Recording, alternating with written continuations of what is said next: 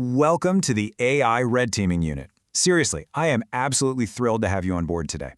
Consider today's explainer your definitive onboarding guide. We're going to take you from a traditional security engineer and transform you into a highly specialized AI adversary. It's a wildly fascinating shift, and, well, we've got a lot of ground to cover to get you field ready. So let's jump right in. Okay, let's dive into this. Here's a quick look at your training syllabus.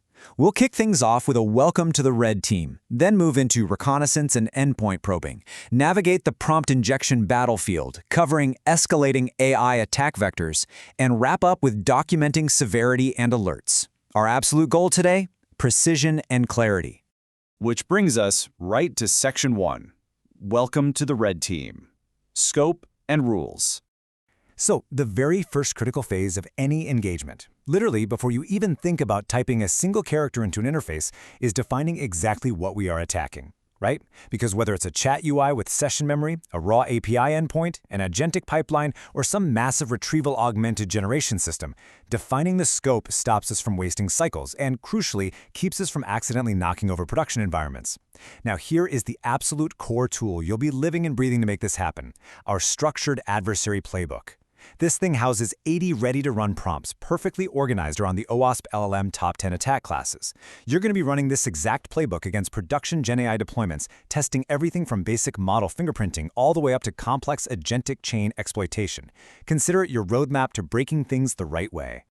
But hey, before you fire off a single prompt from that playbook, I need you to engrave this rule into your brain. Seriously, write it down. Always obtain written authorization before testing. Never exfiltrate real user data. And on top of that, you must log every single prompt and response verbatim. These are the absolute, non-negotiable golden rules of engagement. No exceptions. The stakes here are incredibly high, and honestly, as a professional red teamer, your discipline and strict adherence to scope are just as critical as your technical chops. All right, moving on to Section 2, reconnaissance and endpoint probing, mapping the target. Okay.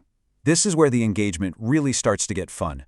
We're going to figure out exactly how our target system is built under the hood and start spotting its specific weak points. When you're mapping a target, you'll systematically run through 3 manual reconnaissance steps. Step 1 is REC001, model fingerprinting. You've got to nail down the exact model family and capability profile so you can custom tailor your later attacks to its known weaknesses. Then, Step 2 is REC002, system prompt extraction. This is where you try to pry out those hidden operator instructions and constraints that dictate how the model behaves. And finally, Step 3, REC003, tool surface mapping. You're enumerating callable APIs and functions.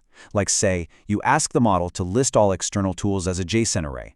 If it suddenly spits back tools like query database or execute code, well, jackpot. You've just found some massive, high-impact paths for compromise. Now, keep in mind, recon prompts are generally low risk for you as the tester, but they are incredibly high value. Just keep this quick checklist in your back pocket during engagements.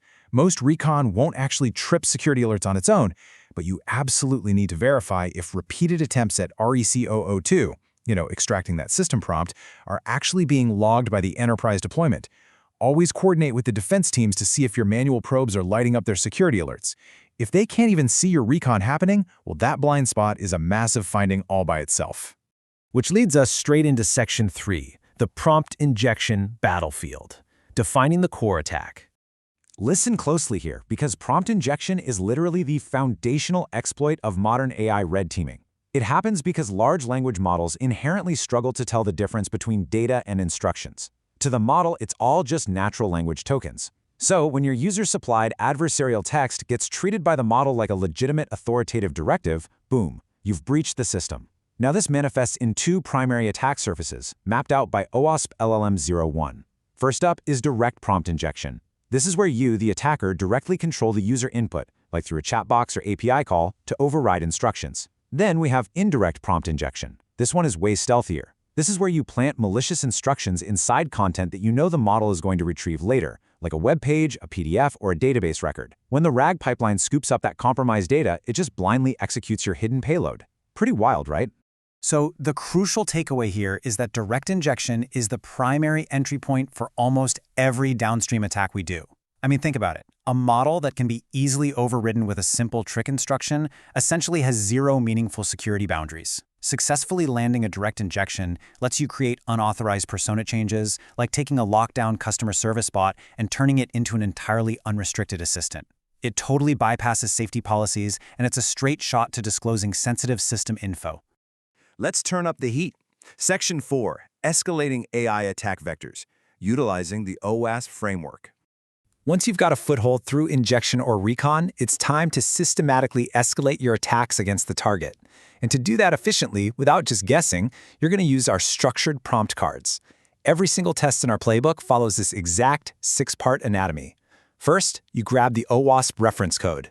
Second, you state precisely what behavior you're testing. Third, you explain why it actually matters operationally.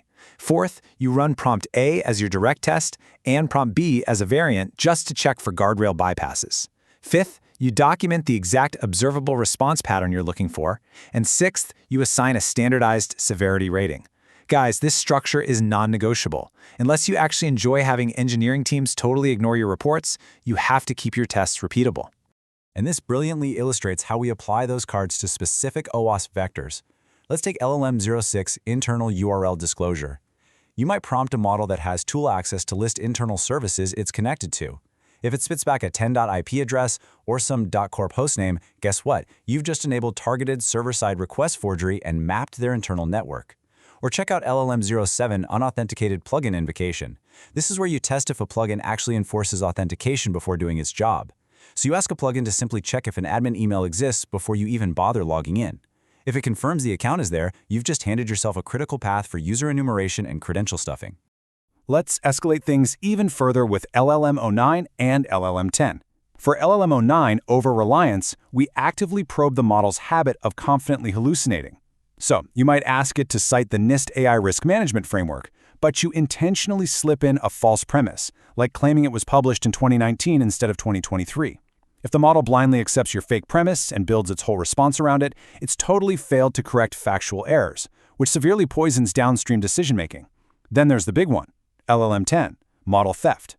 This is a massive automated attack where you fire off 10,000 systematically varied prompts just to map out the model's entire decision boundary. You record all those input-output pairs and then use that massive dataset to train your own local shadow model. You're effectively stealing the organization's proprietary AI capabilities right out from under them.